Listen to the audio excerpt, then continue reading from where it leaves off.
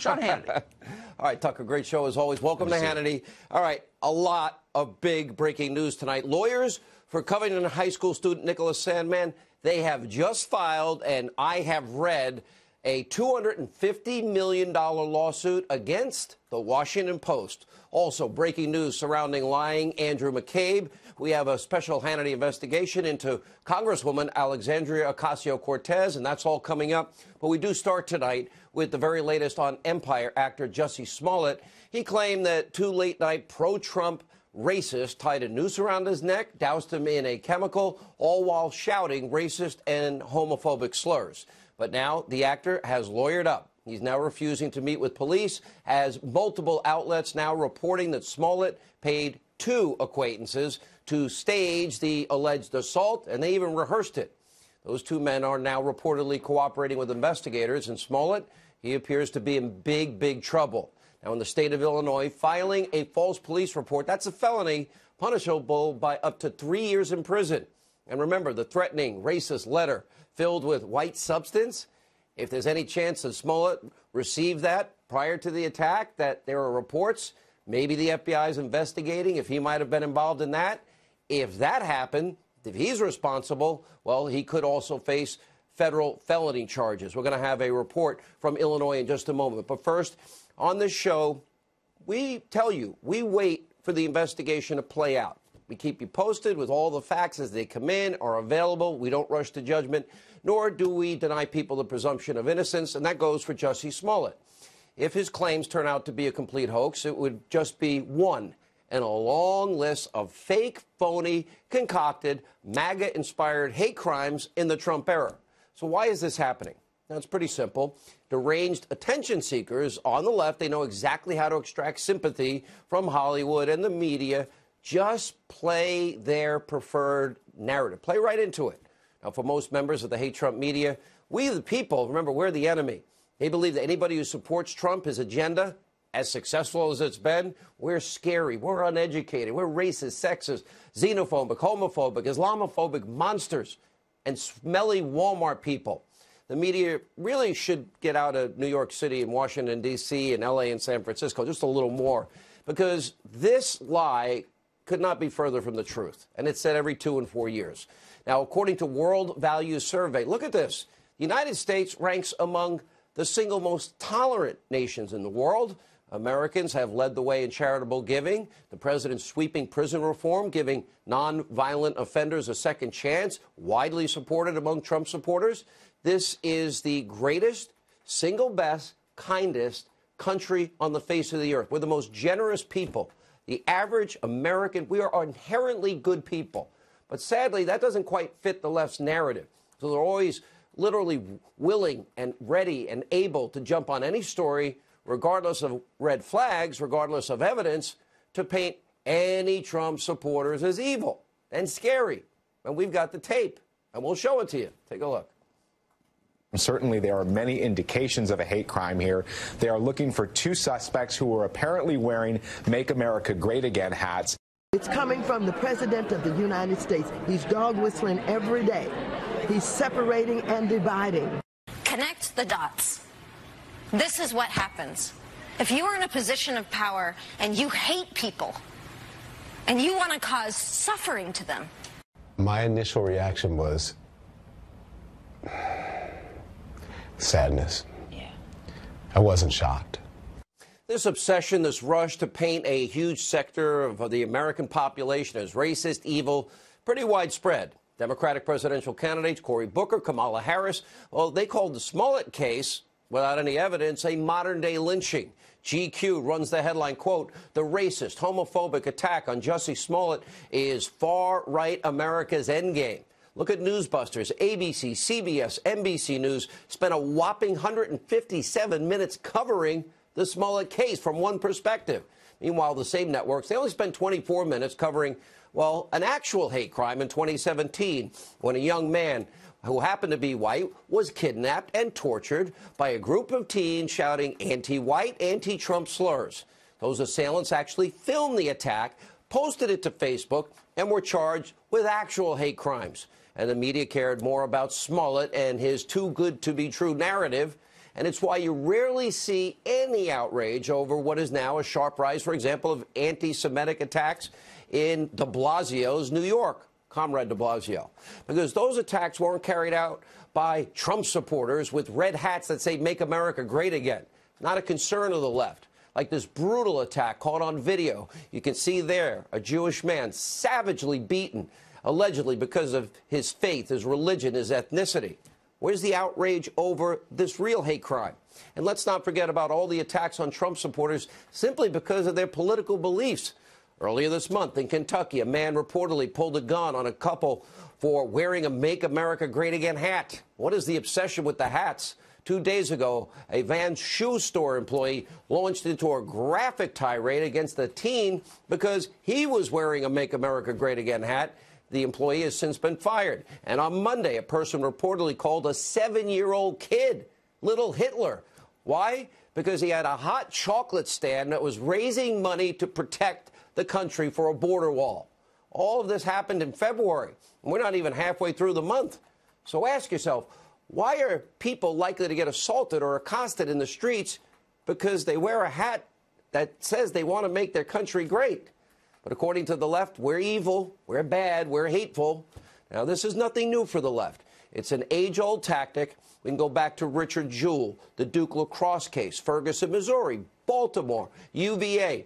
More recently, Judge Kavanaugh, and more really recently, the Covington High School kid. Rushing to judgment is the left's M.O., and the media as well. No due process, no presumption of innocence. Now, breaking tonight, there are about to be real consequences for those who report fake news, slander, and libel innocent people. Lynn Wood, he is the attorney that previously represented Richard Jewell in his defamation case. By the way, won a lot. He filed tonight a $250 million suit against the Washington Post on behalf of Nicholas Sandmann. Remember, Sandmann was the young teen at the center of the media's fake outrage, lies, smears, slander, his lawful and completely normal conduct at a protest where he was attacked verbally and otherwise. He calmly, as you can see, he stood his ground. He smiled when a 64-year-old Native American activist walked over, approached him with his drum in his face and kind of speaking loudly. This after a horrible, vicious, racist verbal assault against these kids by the activists that are known as the Black Hebrew Israelites. Watch this. This is the religion of America. That's make America great again. A bunch of child molesters. That's right. Just like your damn Donald Trump. Look at all these dusty crackers with that racist garbage on. Look at these dirty crackers. These kids are 15, 16 years old. And despite what you just saw, still members of the media, like the Washington Post and NBC and others. By the way, you guys wait. I know Lynn Wood. Lynn Wood is one of the greatest attorneys in the country. He'll be here tomorrow night. You guys are in for a fight. Vilified an innocent high school student. And according to the suit, we have an early copy of it. It says, quote, the Washington Post wanted to lead the charge against this child because he was a pawn in its political war against political adversaries. A war so disconnected and beyond the comprehension of a 16-year-old, Nicholas in this case, that it might as well have been science fiction. Now, the suit against the Post says the Post must be dealt with the same way every bully is dealt with, and that is hold the bully fully accountable for its wrongdoing in a manner which effectively deters the bully from, again, bullying other children. In a civil suit, punishment and deterrence is found in awarding money damages to the victim and target of the bully. In order to fully compensate Nicholas for his damages and to punish, deter, and teach the Washington Post a lesson it will never forget, this action seeks money damages in excess of $250 million. By the way, this amount Jeff Bezos, the world's richest person, paid in cash for the Washington Post when his company, Nash Holdings, purchased the newspaper in 2013. Finally, there's going to be justice. And the good news about this is this happens daily with this hate Trump media, this corrupt media, this rush to judgment, no presumption of innocence. It would have taken them 5 minutes to get this story right. They will now be held accountable. Washington Post responded to the lawsuit tonight in an email to Fox News, writing, quote, "We are reviewing a copy of the lawsuit, and we plan to mount a vigorous defense. My money is on Nicholas and Lynn Wood." Now, tonight, the hate Trump media, Hollywood, Democrats, they look foolish, they look stupid. They loudly and constantly claim to repudiate bullying of any kind. At the end of the day, the real bullies aren't wearing Make America Great Again hats. And tonight, the real bullies, they will be held accountable. Mark my words, Bezos he's going to pay. Because according to Lynn Wood, this is only the tip of the iceberg. NBC, CNN, stay tuned. Coming attraction. Lynn Wood, by the way, will be here tomorrow for an exclusive interview. But first, joining us now with the very latest on the Smollett case, Fox 32 reporter Raffer Weigel is with us. Raffer, good to see you. You have been in the forefront of breaking a lot of these stories, skeptical at first, unlike a lot of the national media, and I got to give you a lot of credit for that because there's been some horrific reporting in this case. Well, thank you, Sean, and I apologize to have to do this on your show. The name is Raffer. Since this might be one of the only times I'm on your show, I figured I might want to get my name here right. I say something nice, and you got to take a... No, Raffer, I'm sorry. I know, man. I'm sorry. I apologize. You said something nice to me, and I was biting my tongue on that one. And then you just hit me right in the back of the head. I'm a great guy. We're getting along. We're getting along great. I figured you could respect the truth in my reporting. But no, you're absolutely right. Very early on with this case, Sean, I was very skeptical because Chicago police were skeptical. You know, we were very careful at Fox 32 News to report that Jussie Smollett says he was attacked because we weren't there. We don't know if he was attacked. And, you know, normally I defend my profession, but yes, the national media that ran with the headline, Jussie Smollett was attacked, that's journalism 101. I mean, it's the old adage, if your mother says she loves you, check it out. Police also told me that they were very skeptical given the nature of this, the red hats, the bleach, the rope, and the location in Streeterville. I voiced that skepticism publicly on Twitter. I did get some backlash, and now it appears that there might be some merit to that skepticism.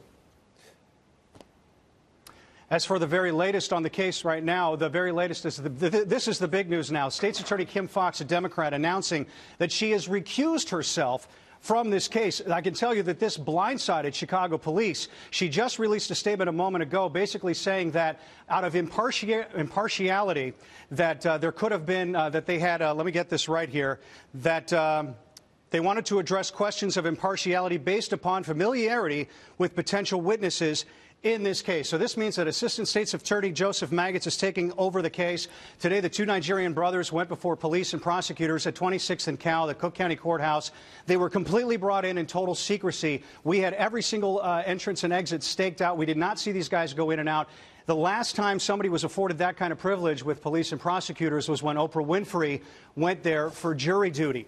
I did see their lawyer, Gloria Schmidt. She walked out of a doorway marked grand jury. I asked her, did her clients go before a grand jury? She simply said, I have no comment. Police then said, no, the men did not testify before a grand jury today, but they are cooperating with police, and they are right now trying to help the police build a case against Jussie Smollett. In the meantime, while all of this is going on, there is a separate investigation altogether. Mind you, the hate letter that was sent to the Empire Studios, that's being handled by the FBI and the U.S. Postal Service, the feds. We have no idea where that investigation stands. We've been getting some leaks out of Chicago PD, but that is a whole host of potential trouble for Smollett, because now you're looking at federal charges, possibly linked to terrorism, completely independent of what might happen with the Chicago PD's case against him. Rayford, let me ask you a question here. The Cook County State's Attorney Kim Foxx's recusal, somebody sent me, and I don't know if you know the truth of this, and I'm asking, do you know that she has endorsed Kamala Harris? I'm excited she is running for president. I would not be where I am today without her guidance, etc. Is any of this have to do with politics, presidential politics? Well, it could be politics, but it really could be something as simple as she knows Jussie Smollett. If she knows Kamala Harris, as you know, Smollett has campaigned with Harris. You know, Kim Foxx, it's no secret, has aspirations of higher office. And perhaps she didn't want to deal with any sort of political ramifications if she has to be the one to send Jussie Smollett to jail. Maybe she just did the right thing. I mean, maybe she just saw a potential conflict and got out, which might be admirable. And that's absolutely a possibility as well. Her assistant, Joseph Maggots, I do not know him personally, but I know that he's going to competently handle this case and try to prosecute Smollett to the full letter of the law if they find enough evidence for him to be guilty. All right, Ray, welcome your first and last appearance on Fox for attacking. No, I'm teasing. Great job. Thank you. Great reporting all throughout this. We appreciate you being with us. Joining us now with more is Fox News correspondent at large, Geraldo Rivera, and the host of the CBS show Whistleblower, Judge Alex Ferreira, is with us. Good to see you both. Geraldo, I begin with you. Good to be with you. The media, Geraldo, you have watched this over the years. You know, Lynn Wood's lawsuit will be devastating to the not only, you know, like the Washington Post and media companies, it will be devastating to big Hollywood stars. He is an unrelenting, he is a tough attorney, and I'm glad Nicholas and his parents hired this guy. Well, first of all, Sean, I hope this isn't my last appearance. You pronounce my name pretty accurately on a regular basis, since we've only known each other 18 years. Yeah, listen, first day on the show, hey, Hannity, you suck. You said my name wrong. They really, cojones, they call that. Sean, listen, first on the Smollett case. This guy played us. Race and racism and politics are inextricably interwoven, as you know. It's not an accident that Trump is labeled a racist on a regular basis. African Americans tend to gravitate toward the Democratic Party in huge numbers. A charge like this was so incendiary, it caught on because it was, kind of justifying and reaffirming the stereotype that people had. Oh, poor black actor, gay guy gets mugged by MAGA hats, and the whole scenario with the noose and the bleach and and invoking the president's name. It was just, I mean, it was so patently obvious, and yet, because it is so toxic, racism, and because we want justice in this country, we want people to have a fair shake, we bought this guy's unbelievable tale. Now it's coming apart at the seams, and now people are being embarrassed. They fall for obvious hoaxes, but, you know, they ignore why is everyone getting attacked for wearing a Make America Great Again hat? Let me just, I covered Tawana Brawley, Sean, the mother of all race fake cases. Tawana Brawley, to remind people, a 15-year-old upstate New York, went missing for 4 days. When she surfaced, she was filthy, smeared with feces and graffiti written on her, the N-word and this and that and the other thing. She said that she had been raped, not only kidnapped, but raped by a group of 6 white men, including a cop and a prosecutor. Turned out the whole thing was fake, that she did it to, to cover up on her own runaway behavior from her family. The people went for it because, oh, my God, it's the worst, example of stereotypical racism in our racist country. And then the advocates jumped on board, and once they invested in her story, they were kind of stuck with it. Al Sharpton, who I knew very well at the time, I was actually subpoenaed to be his character witness in that case when he was sued for defamation. But you ask, why do we believe these stories? Racism is real. Look at what happened in Charleston. Agree, you assigned me to the church massacre. Geraldo, admit, that's a real story. I gave all these examples. It seems to go one way. Let me bring the judge in. Judge, good to see you. Welcome back. Let's talk about the legal side of this.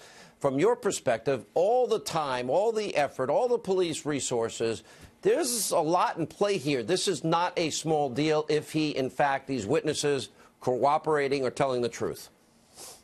Absolutely. This is going to be a big problem for him because under Illinois law, making a false police report falls under the disorderly conduct statute, and it's a Class 4 felony, which, as you pointed out, exposes him to up to between 1 and 3 years in prison. What's going to be the deciding factor in that is, first of all, how much resource did he pull away? Chicago is not a town that can just afford to throw detectives in every direction. They're buried in crime over there. On top of that, there's an indication that he may have been criminally charged and convicted of making false statements to the police before. Those things don't weigh in his favor. If those are true, I could see a judge coming down on him very hard if it turns out that these allegations are true. On top of that, if the mail fraud investigation, or it's not typically used as mail fraud because that requires usually a purchase of products, or lying to a federal officer, as we've seen in many recent political cases, they take that stuff seriously. If that bears fruit, then you're talking about up to 5 years in prison. So he's not in a very light situation right now if this turns out to be the fraud that it's looking like it is. And the red flags that came up at the beginning were clear to police officers. I assure you they were clear. I don't know why journalists I had people warning me on day one, be careful. You know, I happen to have really good friends, thankfully, in Chicago. Last 30 seconds, Geraldo.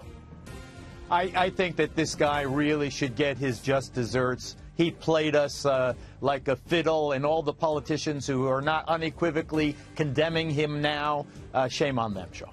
All right, thank you both. When we come back, Sarah Carter, big breaking news report you'll want to hear next. Also, John Solomon. Later on, Laura Trump will respond to the very vicious, nasty comments Bernie Sanders made about the president today. And on top of all of that, a big announcement at the end of the show.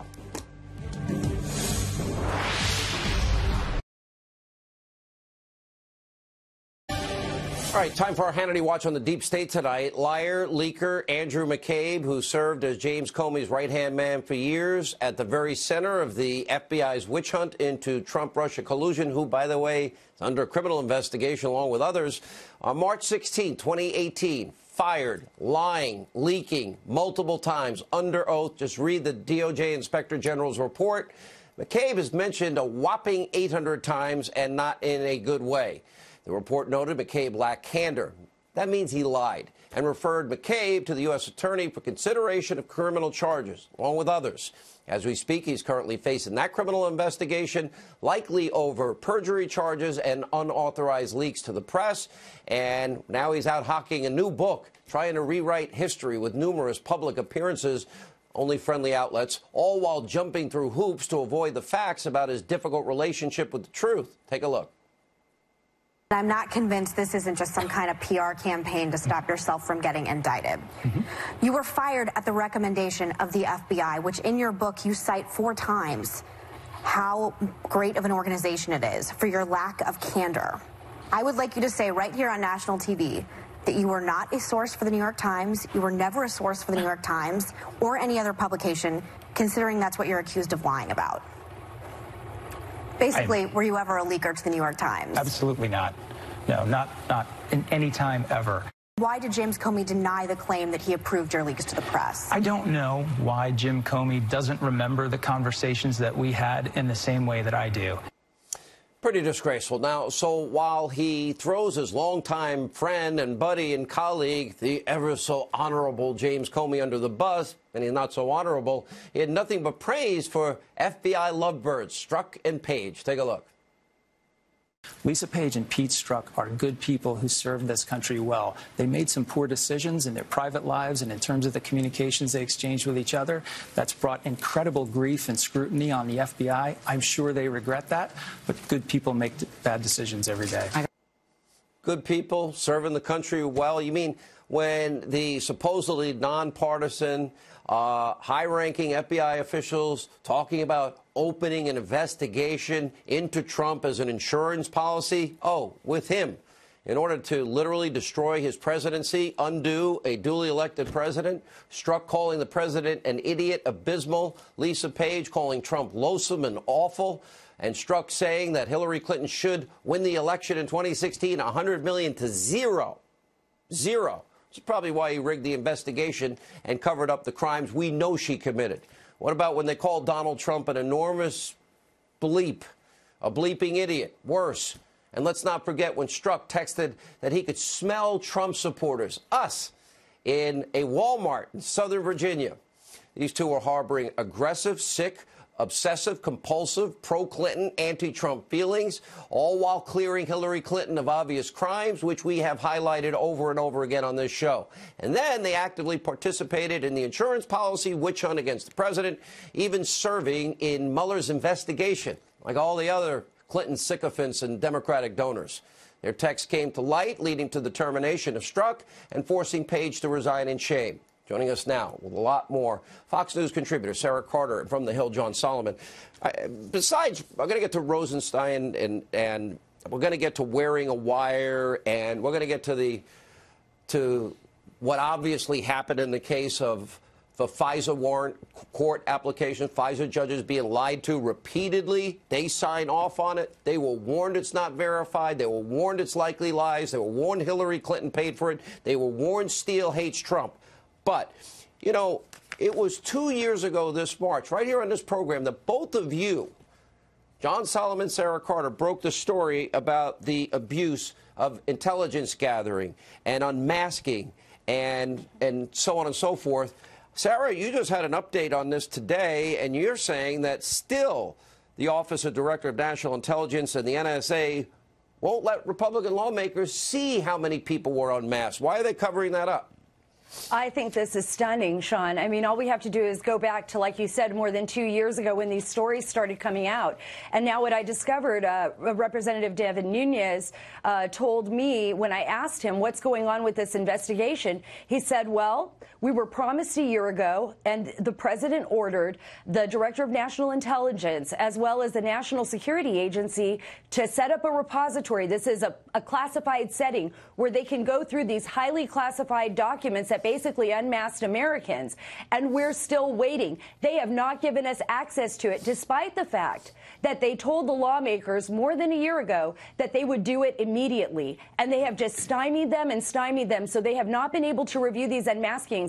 Remember Samantha Powers, the UN ambassador at the time? Wasn't it a 350% increase in surveillance, unmasking, leaking raw intelligence? By the way, a crime that was committed even against General Flynn? Absolutely, there was, and then we found enormous amounts of unmasking that was done by the UN ambassador, and then she even said herself during a hearing to Trey Gowdy that she didn't sign off on all those requests. So not only were there unmaskings, but potentially people were signing off on people's names to unmask Americans. All right, let me to go unmask the Americans. Oh, yeah. Well, that would be abuse of power, just like every other instance of abuse of power, including lying to FISA court judges. Victor Davis Hanson, really brilliant writer, has a great article in detail. Don't have time to go through it. Autopsy of a Dead Coup and How It's Failed. And John Solomon, your paper, The Hill, Mueller interviewed McCabe in search of Russiagate dirt. Well, first of all, we know his pit bull, Andrew Weissman, was briefed by Bruce Orr in August of 2016. Right. And number two, we know that Bruce Orr was funneling information from Christopher Steele long after Steele was fired for lying and leaking by the FBI to the special counsel's office. Does that mean the dossier that Hillary paid for with Russian lies, did that become the roadmap for this witch hunt? It certainly was one of the roadmaps. Tomorrow I'm going to report that there was a third dossier. Remember, we know about the Steele dossier. We know about the Blumenthal dossier that was sent to the State Department, forwarded to the FBI. Tomorrow, I'm going to report there was a third dossier put together and given to the Justice Department using Fusion GPS materials. And when you hear who wrote it, who gave it to the Justice Department, and who knew about it, you're going to love this. After 2 years of us being together, you're now going to not tell me, and you know who wrote it. And you're not going to... And you have the story locked down. I do indeed. Yeah, I'll give you a little hint. Let's assume that in the Bruce Orr family, getting stuff to the FBI was a family business. Ding, ding. And that should be it. All right. Yeah. Message sent and received. Thank you. All right. Let me go to what we have here. And everybody that I know that knows William Barr says straight arrow. William Barr is going to do his job. If he does his job, Sarah, he has to go back to Hillary. He has to go back to a rigged investigation. He has to go back to the crime she committed. He has to go to the FISA that everybody was warned about, the dossier. What lies were told the FISA judges, correct? Correct. And, Sean, there is nobody else to actually have an investigation conducted on any of this but William Barr. Remember, the final say is going to be the Department of Justice. Congress can only do so much. But without the Department of Justice actually opening up an investigation, without William Barr, all of this goes nowhere. We absolutely have to have an investigation. So, John, you're going to blow this story wide open tomorrow. Yes, sir.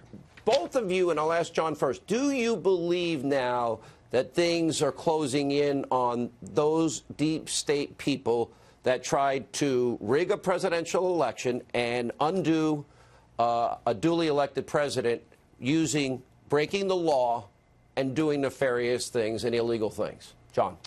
I do believe that the truth is finally coming about how a small group of people at the top of the Justice and FBI Department of Justice and FBI tried to undo what the American voters did and do it in ways that were in violation of the laws and regulations they were supposed to adhere to. Last word, Sarah. Sean, what we're seeing was a silent coup, and if the Department of Justice doesn't open an investigation into this, then it will be a disservice to the American people. No, it's even worse than that. It will be a shredding of the Constitution and the end of the rule of law as we know it, and due process and equal justice and application of our laws. I hope the new Attorney General understands how significant and serious this all is. Go back to the beginning. It's got to start there. Thank you both. Look forward to that report tomorrow. All right, when we come back, a mini monologue, the Democrats move towards socialism and how it literally endangers every American citizen. Also, Laura Trump is here to react to that and Bernie Sanders' atrocious remarks about the president and a big Hannity announcement as we continue. New far left wing is taking over the Democratic Socialist Party, pushing an agenda based on, let's see, higher taxes like 70% top rates, a wealth tax after you've been taxed, basically legalizing government stealing after you paid all your taxes, and more government control over pretty much every aspect of your life, nationalizing industry. And just today, crazy Bernie Sanders threw his hat into the ring, promising even more far-left extreme radical socialism. Take a look. What's going to be different this time? We're going to win. We are going to also launch what I think is unprecedented in modern American history, and that is a grassroots movement, John, to lay the groundwork for transforming the economic and political life of this country. That's what's different. We have a president who is a racist, who is a sexist, who is a xenophobe, who is doing what no president in our lifetimes has come close to doing, and that is trying to divide us up. But all of your... All right, we all know Bernie's nuts and a socialist. The problem is his ideas are gaining a foothold as like the majority of the Democratic Socialist Party. Look no further than Congresswoman Ocasio-Cortez, who worked as an organizer for Bernie back in 2016, pushing hard for his crazy ideas like the job-killing Green New Deal, Medicare for all, $33 billion. And just look at her latest comments about border security. Take a look. No matter how you feel about the wall, you know, I think it's a moral abomination. I think it's like the Berlin Wall. Congresswoman, the Berlin Wall served a much different purpose. You see, they were keeping East German citizens in the country because they wanted to escape the tyranny of that country. Just the opposite. Now, so far, Senator Sanders and the Congresswoman are relying on platitudes and bumper stickers and everything's free, free, free to sell their ideas, guaranteeing the end, by the way, of the U.S. as we know it. Here are the specifics. Cost of Bernie's government-run health care plan, $33 trillion in 10 years. Ocasio-Cortez, get us all fossil fuel, all natural gas, only green energy. That's going to cost trillions and trillions. And remember, you've got to take these seriously because, we have 100 Democrats supporting us and other major 2020 candidates, Kamala Harris, Spartacus Booker, on board with these loony ideas, even though they're desperately trying hard to avoid the socialist label when that's what they're endorsing. Is it starting to make sense? So why are these far-left radicals, why do they want to hide the cost? Why do they want to cloak their comments in vague, lofty rhetoric, take free houses and free health care and free college and, by the way, healthy government food that's guaranteed and no monopolies, the takeover of industry, promises that are supposed to take away all of your fears in life? How did it work out with keep your doctor, keep your plan, and save money? Joining us now, senior advisor to Donald J. Trump for President 2020, Laura Trump is with us. I know you're used to the attacks. More importantly, free health care, free housing. Oh, and Elizabeth Warren wants free daycare. We're going to have guaranteed healthy food, guaranteed vacations, medical leave, all of that, even if you're unwilling to work. Yeah, well, it's all so crazy, Sean. And what I think people need to realize when we're talking about socialism, it is essentially the government taking over, as you're explaining, almost every aspect of your life.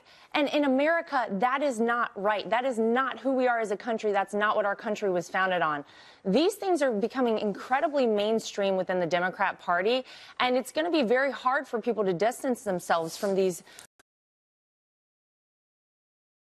I tend to think, let them keep digging themselves in a hole, because the average American in this country, I think, sees how crazy these ideas are and how quickly this would bankrupt our country and lead us down a path much like Venezuela is right now, where, Sean, they're eating dog and cat food to survive. You see that they don't even have beds in their hospitals. They're in deplorable conditions. People are starving to death.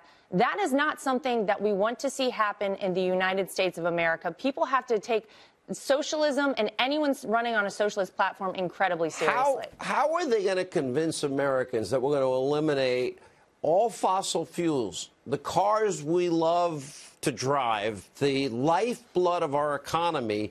Every American's going to have to retrofit and remodel their home.